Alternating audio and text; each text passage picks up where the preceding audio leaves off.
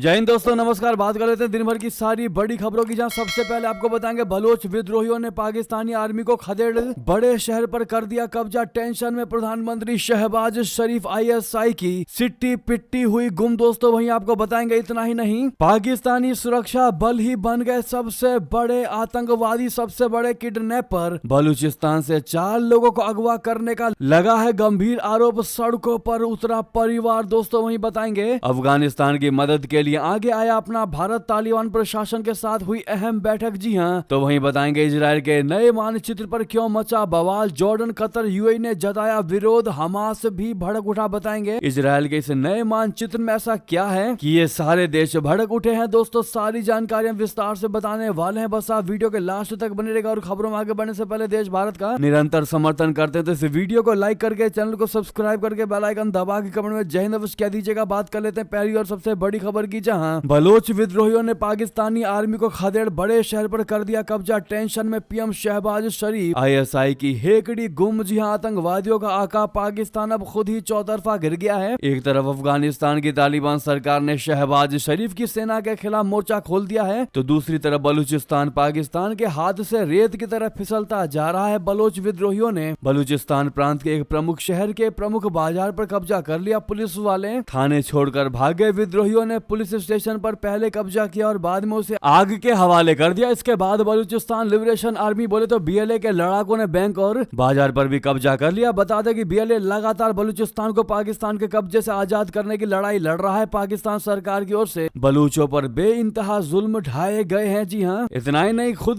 Kidnapper बन गए हैं ये पाकिस्तानी सुरक्षा बल। बलूचिस्तान से 4 लोगों को अगवा करने का लगा गंभीर आरोप। जी हाँ, द बलूचिस्तान पोस्ट के मुताबिक पाकिस्तान की सुरक्षा बलों पर बलूचिस्तान के केच जिले में 4 लोगों का अगवा करने का आरोप लगा है। उनके परिवारों का अब तक इन लोगों को ठिकाने का पता नहीं चला है। पीड़ितों की पहचान रमजान बलोच, शगरुल्ला, शेरजान इशाक और फारूक इशाक के रूप में हुई है। दोस्तों वहीं आपको बता दें, अफगानिस्तान की मदद के लिए आगे आया अपना भारत। तालिबान प्रशासन के साथ हुई अहम बैठक। जी हाँ, विदेश सचिव विक्रम मिस्री ने बुधवार को दुबई में अफगानिस्तान के कार्यवाहक विदेश मंत्री मावलवी आमिर खान मुत्तकी के साथ बातचीत की। विदेश मंत्रालय के बयान के मुताबिक बैठक में अफगान पक्ष ने भारत की सुरक्षा चिंताओं के प्रति अपनी संवेदनशीलता को रेखांकित किया। बयान में कहा गया कि भारत निकट विषय में भविष्य में मानवीय सहायता कार्यक्रम के अलावा विकास परियोजनाओं में भी शामिल होने पर विचार करेगा। विदेश मंत्रालय ने कहा कि अफगानिस्तान के लिए मानवीय सहायता के उद्देश्य सहित व्यापार और वाणिज्यिक गतिविधियों में सहयोग के लिए चाबहार बंदरगाह के इस्तेमाल को बढ़ावा देने पर भी सहमति बनी है। अफगान पक्ष के अनुरोध के जवाब में भारत स्वास्थ्य क्षेत्र और शरणार्थियों के पुनर्वास के लिए पहले चरण में और अधिक सहायता प्रदान करेगा। जी हां दोस्तों, विदेश मंत्रालय ने कहा कि विदेश सचिव ने अफगान लोगों के साथ भारत की ऐतिहासिक मित्रता और दोनों देशों के लोगों के बीच मजबूत संबंधों को रेखांकित किया है। ये पहल भारत और अफगानिस्तान के बीच सहयोग को बढ़ावा दे सकती है। दोस्तों वहीं आपको बता दें, लेकिन उससे पहले आप सभी से रिक्वेस्ट है दोस्तों, इस वीडियो को अभी तक लाइक नहीं किया तो जरूर लाइक कर लीजिएगा। अगली खबर की बात करें, जहां आखिर क्यों इजराइल के नए मानचित्र पर मच गया है बवाल। जॉर्डन, कतर, यूएई ने जताया विरोध, हमास भी भड़क उठा। दरअसल इजराइल के नए मानचित्र पर कूटनीतिक तूफान खड़ा हो गया है। इस मानचित्र को इजरायली विदेश मंत्रालय ने अरबी भाषा के ट्विटर और इंस्टाग्राम अकाउंट पर अपलोड किया है। इसमें बाइबल में उल्लेखित इजराइल यानी यहूदी राज्य का मानचित्र दिखाया गया है। हालांकि कई अरब देशों ने इसे संप्रभुता के सीधे उल्लंघन बताया है। अरब देशों का कहना है कि नए मानचित्र में कब्जे वाले फलस्तीनी क्षेत्रों और पड़ोसी अरब भूमि के कुछ हिस्सों को ग्रेटर इजराइल के हिस्से के रूप में दर्शाया गया है। इजरायली विदेश मंत्रालय ने मानचित्र वाले पोस्ट में लिखा कि क्या आप जानते हैं कि इजराइल का साम्राज्य 3000 साल पहले स्थापित हुआ था। इसमें आगे लिखा गया था कि हालांकि प्रवासी यहूदी लोग अपने शक्ति और क्षमताओं के पुनरुद्धार और अपने राज्य के पुनर्निर्माण की प्रतीक्षा कर रहे थे, जिसे 1948 में इजराइल राज्य में मध्य पूर्व में एकमात्र लोकतंत्र घोषित किया गया था। दोस्तों इस पोस्ट ने फलस्तीनी और अरब देशों में आक्रोश पैदा कर दिया, जिन्होंने अंतर्राष्ट्रीय समुदाय से इजराइल की विस्तारवादी महत्वाकांक्षाओं पर लगाम लगाने और उसे अपने और अधिक फलस्तीनी और अरब क्षेत्र पर कब्जा करने के प्रयास से रोकने का आह्वान किया। संयुक्त अरब अमीरात और कतर ने इजराइल के नए नक्शे को विस्तारवाद के साथ जोड़ा और इसकी निंदा की। वहीं फलस्तीनी प्रशासन और हमास ने भी इजराइल के नक्शे पर नाराजगी जताई। दोस्तों वहीं आपको बता दें, बांग्लादेश से बड़ी खबर, पूर्व बांग्लादेशी राजदूत ने कहा भारत के साथ शानदार व्यापारिक संबंध है, साथ ही पाकिस्तान कभी आगे नहीं निकल सकता, ये भी बयान दिया इन्होंने। बता दें, दरअसल भारत में बांग्लादेश की पूर्व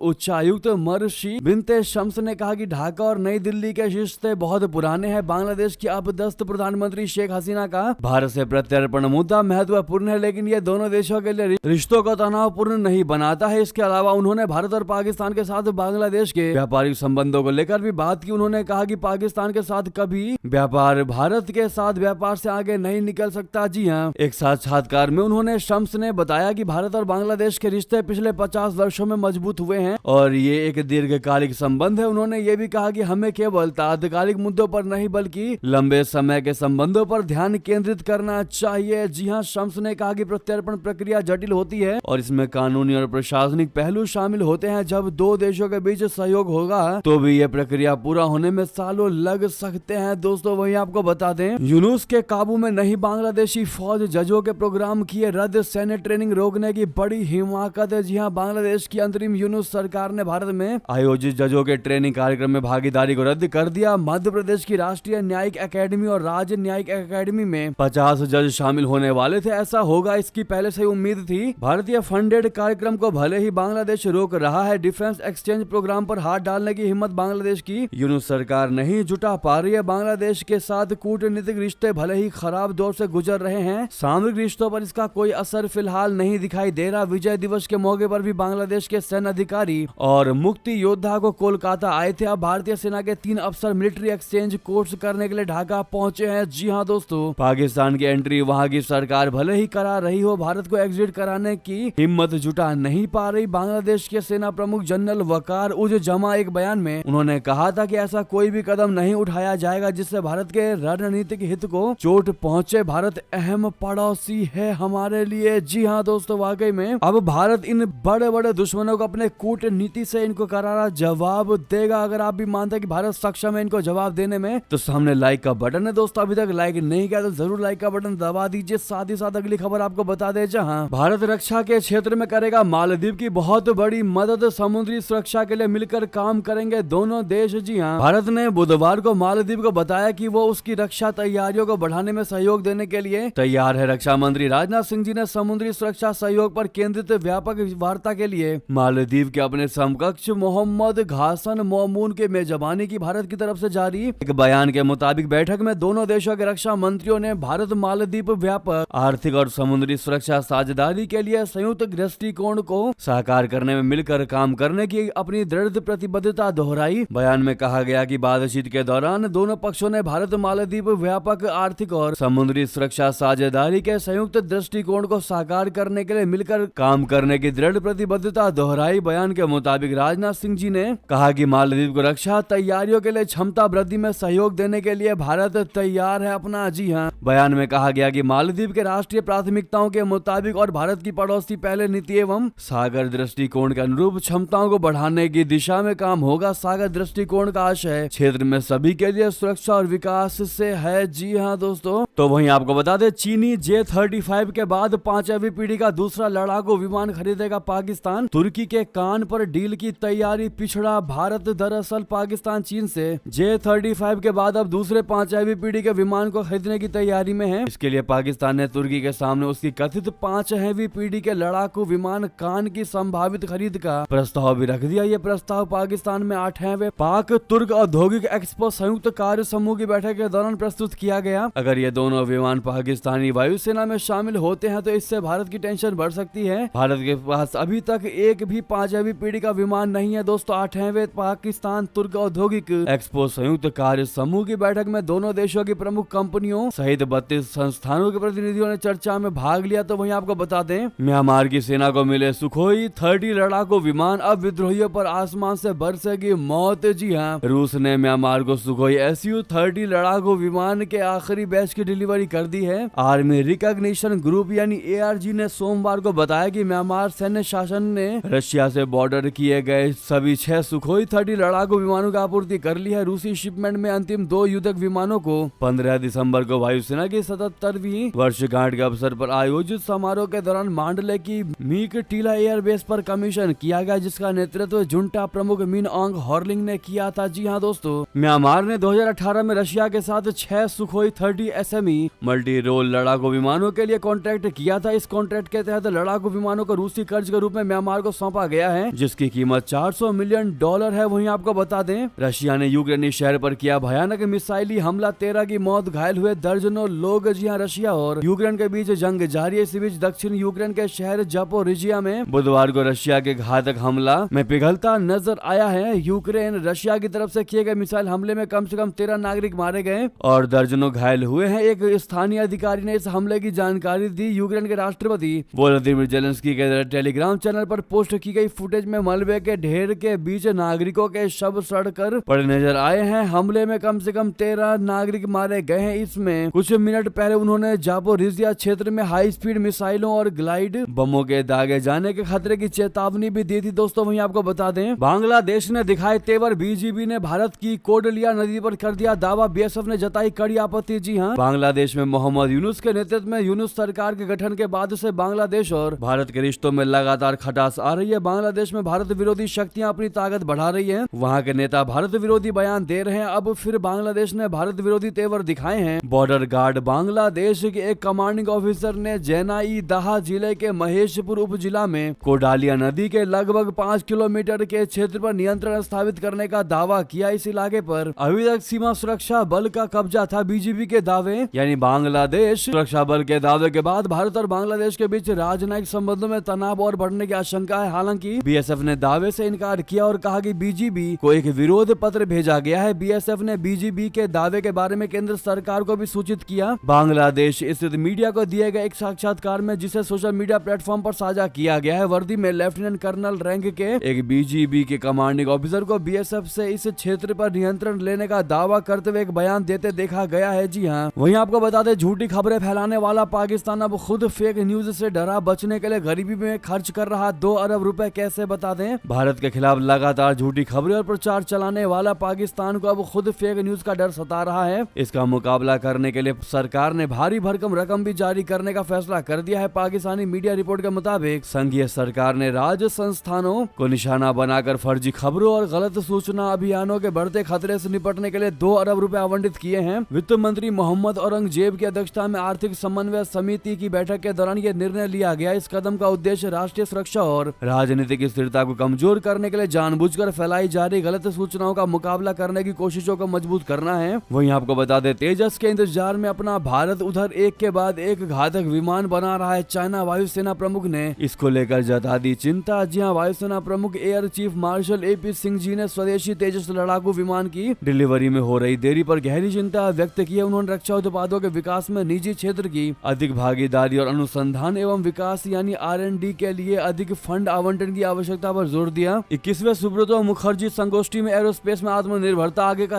रास्ता विषय पर बोलते हुए एयर चीफ मार्शल सिंह ने कहा कि अनुसंधान एवं विकास का महत्व तभी है जब समय पर परिणाम दे। यदि समय सीमा का पालन नहीं होता है तो ये अप्रासंगिक हो जाता है। उन्होंने तेजस फाइटर जेट की पहली खेप के अधिग्रहण में देरी को भी रेखांकित किया। उन्होंने बताया कि तेजस को 2016 में शामिल करना शुरू किया गया था। ये परियोजना 1984 में शुरू हुई थी। विमान ने 2001 में उड़ान भरी और 2016 में इसका परिचालन शुरू हुआ। वहीं आपको बता दें, पाकिस्तानी विदेश मंत्री पर भड़के अब्दुल बासित, कहा बांग्लादेश ने कौन सी मदद मांगी है जो आप भाव खाते नजर आ रहे हैं। जी हां, पाकिस्तान के विदेश मंत्री इशाक डार ने बांग्लादेश को हर तरह की मदद करने की पेशकश की है। उनके इस बयान को लेकर पाकिस्तान में ही उनकी फजीहत हो रही है और लोग उनकी पेशकश पर सवाल खड़े कर रहे हैं। भारत में पाकिस्तान के उच्चायुक्त रहे अब्दुल बासित ने एक न्यूज चैनल से बात करते हुए कहा कि डार ने बांग्लादेश को मदद करने को कहा है, लेकिन उन्हें पहले ये बताना चाहिए कि क्या बांग्लादेश ने पाकिस्तान से मदद मांगी है। अब्दुल बासित ने इशाक डार के इस बयान को बचकाना करार दिया। उन्होंने कहा कि जिस तरह से अफगानिस्तान के मामले में पाकिस्तान ने बहुत जल्द की और बड़े नुकसान हुआ, ऐसे ही बांग्लादेश के मामले में हो रहा है। बासित ने कहा कि पाकिस्तान को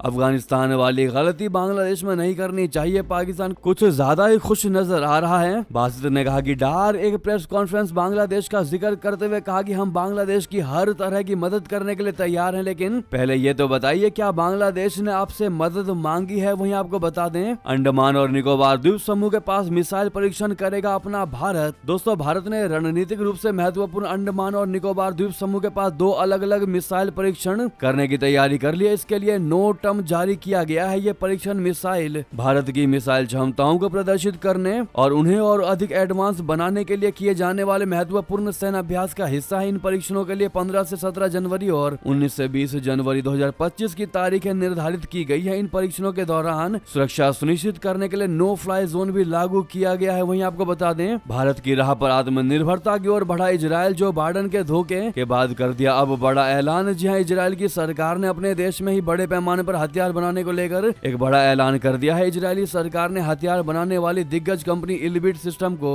तबाही मचाने वाला भारी बम हथियार बनाने को कहा है। दरअसल इजराइल को गाजा युद्ध के दौरान हथियारों और भारी बमों की सख्त आवश्यकता थी, तब अमेरिका के बाइडेन प्रशासन ने हथियारों की सप्लाई में जानबूझकर देरी की थी। इजराइल की डिफेंस प्लानिंग कमेटी ने इसको लेकर हाल ही में चेतावनी दी थी और अमेरिका से हथियारों पर निर्भरता को लेकर आगाह किया था। इससे सबक लेते हुए इजराइल ने अपने ही देश में हथियार बनाने का ऐलान किया है और हथियार बनाने वाली दिग्गज कंपनी इल्बिट सिस्टम के साथ 27 करोड़ 50 लाख डॉलर का समझौता किया है। उल्लेखनीय ये है कि इजराइल के पहले भारत ने भी विदेशी हथियारों पर अपनी निर्भरता को कम करने और आत्मनिर्भरता पर जोर देने के लिए मेक इन इंडिया पहले की शुरुआत की थी। वहीं अब इजराइल भी भारत की राह पर आत्मनिर्भरता की ओर चल पड़ा है। दोस्तों वहीं आपको बता दें, पाकिस्तान में अचानक हर तरफ होने लगा योगी जी का हल्ला, होने लगी हिंदुत्व शक्ति की चर्चा। जी हाँ, हमारे उत्तर प्रदेश के मुख्यमंत्री इन दिनों पाकिस्तान में सुपर हिट हैं, हर तरफ उनकी ही चर्चा हो रही है। पाकिस्तान में इन दिनों प्रयागराज में होने वाले महाकुंभ की चर्चा जोर शोर पर है। पाकिस्तान के लोगों का ये विश्वास करना मुश्किल हो रहा है कि इस आयोजन में उनकी कुल आबादी से दुगने लोग शामिल होंगे। यानी आदित्यनाथ की अगुवाई में हो रही तैयारियों की झलकियां देखकर पाकिस्तानी जनता दंग रह गई है और योगी की तारीफ के पुल बांध रही है। पाकिस्तान में लोग महाकुंभ की तैयारियों का श्रेय यूपी के मुख्यमंत्री योगी आदित्यनाथ को दे रहे हैं और कह रहे हैं कि इतनी बड़ी भीड़ को संभालने और आयोजन को सफल बनाने के लिए योगी आदित्यनाथ जैसा मजबूत नेतृत्व की ही जरूरत है। जी हाँ, वहीं बता दें, इस देश पर फूटा अमेरिका का गुस्सा, अमेरिका ने आसमान से बरसाए गोले, हथियार स्टोरेज हुआ तबाह। जी हाँ दोस्तों, अमेरिका ने यमन में हूती हथियार स्टोरेज केंद्रों पर हमला किया है। अमेरिकी सेंट्रल कमांड ने दावा किया है कि ये हमले हमारे क्षेत्रीय सहयोगियों को धमकाने के लिए ईरानी समर्थित हूती के प्रयासों को कम करने के लिए किए गए हैं। अमेरिकी सेंट्रल कमांड ने एक्स पोस्ट करते हुए दावा किया कि सेंट्रकॉम बलों ने यमन में हूती एडवांस कन्वेंशनल हथियार स्टोरेज सुविधाओं पर हमला किया। यूएस सेंट्रल कमांड बलों ने 8 जनवरी 2025 को यमन के हूती नियंत्रित क्षेत्रों में ईरान के समर्थन वाली हूती भूमिगत एडवांस्ड कन्वेंशनल हथियार यानी ECW स्टोरेज पर कई सटीक हमले किए। दोस्तों वहीं आपको बता दें, दोस्तों जो बाइडेन को लेकर एक बड़ा खुलासा हुआ है कि 2020 में भी चुनाव नहीं लड़ना चाहते थे जो बाइडेन। पद छोड़ने से पहले किया नया खुलासा, फिटनेस पर भी उन्होंने दिया जवाब। दरअसल अमेरिका के राष्ट्रपति जो बाइडेन ने पद छोड़ने से पहले अपनी फिटनेस पर संदेह जताया। उन्होंने कहा कि उन्हें नहीं पता था कि वो 4 साल और सेवा कर भी पाएंगे या नहीं। हालांकि उन्होंने ये भी दावा किया कि अगर वो इस बार चुनाव लड़ते तो वो जीत सकते थे। अपने कार्यकाल के अंतिम दिनों में उन्होंने ये भी खुलासा किया कि वो 2020 में भी चुनाव नहीं लड़ना चाहते थे। जी हाँ, बाइडेन ने बुधवार को व्हाइट हाउस में एक अमेरिकी अखबार को साक्षात्कार के दौरान ये बातें कही। इस दौरान उनसे पूछा गया कि क्या उनमें 4 साल और सेवा की करने की शक्ति है, तो बाइडेन ने जवाब दिया, मुझे नहीं पता इस बारे में, लेकिन जो मुझसे करवाया जाएगा मैं कोशिश करने से पीछे नहीं हटूंगा। वहीं आपको बता दें, क्या तिब्बत में भूकंप से हुई तबाही ट्रेलर है, चीनी डैम ला सकते हैं महाविनाश। दोस्तों तिब्बत में आए भूकंप में 126 लोगों की मौत हो गई, सैकड़ों लोग घायल हो गए। कहा यह जा रहा है कि कई लोग अभी भी घरों के मलबे में दबे हुए हैं। इस बीच सवाल ये उठ रहा है कि क्या तिब्बत में भूकंप से मजीद तबाही कुदरती नहीं है, क्या वहाँ पर भूकंप से हुए विनाश के लिए चीन के डैम जिम्मेदार है। चीन की सरकारी न्यूज एजेंसी सिन्हुआ के मुताबिक भूकंप से तिब्बत में 3600 से ज्यादा मकान ढह गए, 30,000 से अधिक लोगों को सुरक्षित शेल्टर दिया गया। जी हाँ, वही आपको बता दें, HMPV से घबराए नहीं, विश्व स्वास्थ्य संगठन ने चीन में फैले ह्यूमन मेटान्यूमो वायरस को लेकर दिया जवाब। दोस्तों चीन में फैला ह्यूमन मेटान्यूमो वायरस यानी HMPV अब भारत में भी पैर पसार रहा है। देश के कई राज्यों में HMPV के पॉजिटिव मामले सामने आने के बाद भारत में चिंताएं बढ़ गई हैं। HMPV वायरस मुख्य रूप से इंसानों से सांस लेने की नली को संक्रमित कर रहा है। चीन के अस्पतालों में मरीजों की संख्या भीड़ ने लोगों की कोविड महामारी का दौर याद दिला दिया है। हालांकि दुनिया भर के स्वास्थ्य विशेषज्ञ इसे एक पहले से ज्ञात और मामूली वायरस बता रहे हैं। इस बीच विश्व स्वास्थ्य संगठन ने ह्यूमन मेटान्यूमो वायरस को लेकर भी यही बयान दिया। उन्होंने कहा कि चीन में कई आम सांस की नली के संक्रमणों की वास्तव में वृद्धि हुई है और सर्दियों के दौरान ये पूरी तरह से अपेक्षित है। चीन में इन्फ्लुएंजा जैसी बीमारी और गंभीर श्वसन संक्रमण के लिए ये एक निगरानी प्रणाली है। जी हाँ दोस्तों, तो वहीं आपको बता दें, तिरुपति बालाजी मंदिर में भगदड़, 6 श्रद्धालुओं की अब तक मौत की खबर निकलकर सामने आ रही है और कई लोग जख्मी बताए जा रहे हैं। जी हाँ, विश्व प्रसिद्ध तिरुपति बालाजी मंदिर से बड़ी खबर सामने आई है। तिरुमाला में श्री वेंकटेश्वर स्वामी के दर्शन के लिए टोकन जारी करने से पहले बड़ी अनहोनी हुई। वैकुंठ द्वार दर्शन टोकन का आवंटन गुरुवार तड़के शुरू होगा। इससे पहले हुई भगदड़ में 6 श्रद्धालुओं की मौत हो गई। दरअसल दोस्तों बुधवार शाम से टोकन सेंटर पर भक्तों की भीड़ उमड़ पड़ी। इसके चलते मंदिर में भगदड़ जैसी स्थिति पैदा हो गई। इसमें तमिलनाडु के सेलम की महिला समेत 6 श्रद्धालुओं की भी मौत हो गई, जबकि कई अन्य घायल हो गए। उन्हें अस्पताल में लेकर जाया गया है। बाकी जो भी जानकारी निकल कर सामने आएगी सबसे पहले आपको बताएंगे। इसी बीच ये थी अभी की सारी बड़ी खबर। आपको खबर कैसी लगी बताना बिल्कुल मत भूलिएगा। साथ ही साथ इस वीडियो को लाइक करके चैनल को सब्सक्राइब करके बेल आइकन दबा के कमेंट में जय हिंद अवश्य कह दीजिएगा। मिलता अगली खबर में। यहाँ तक बने रहने के लिए आप सभी का बहुत बहुत धन्यवाद। जय हिंद, जय भारत।